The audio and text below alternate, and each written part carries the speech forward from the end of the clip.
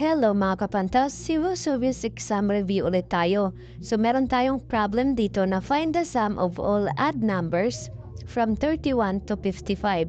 So kapag sinabing odd numbers, sila yung numbers na kapag dinivide mo by 2 or hinati mo sa dalawa ay merong sobra na isa.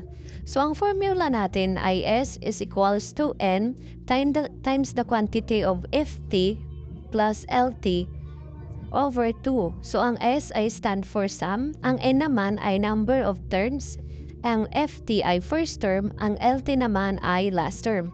So, ang una natin gagawin ay hahanapin natin ang N. Ang formula naman na gagamitin natin para mahanap natin ang value na N ay N is equals to the quantity of LT minus FT over 2 plus 1.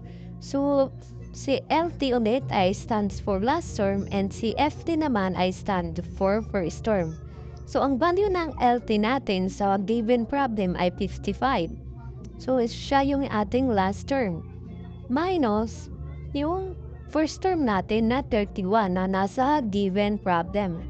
Then, i-divide mo by 2 and plus 1 ulit. And then, solve mo na ang problem. 55 minus 31 equals to 24 over 2 and then kopyahin mo ulit si plus 1. Then 24 divided by 2 ay magiging 12 plus 1.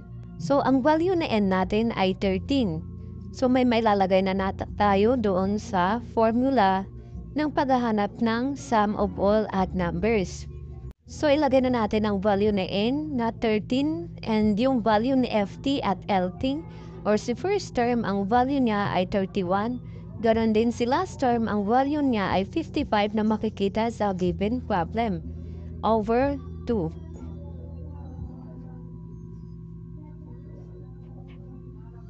And then, pwede na natin isolve ang problem. Unahin muna natin yung nasa loob ng parenthesis. So, 31 plus 55 ay magiging 86 and then i-divide natin by 2. Kopyahin ulit natin si 13. 86 divided by 2 ay magiging 43. So, pwede na natin silang i-multiply. So, 43 multiply by 13 ay magiging 559. So, ang sagot sa the sum of all odd numbers from 31 to 55 ay 559.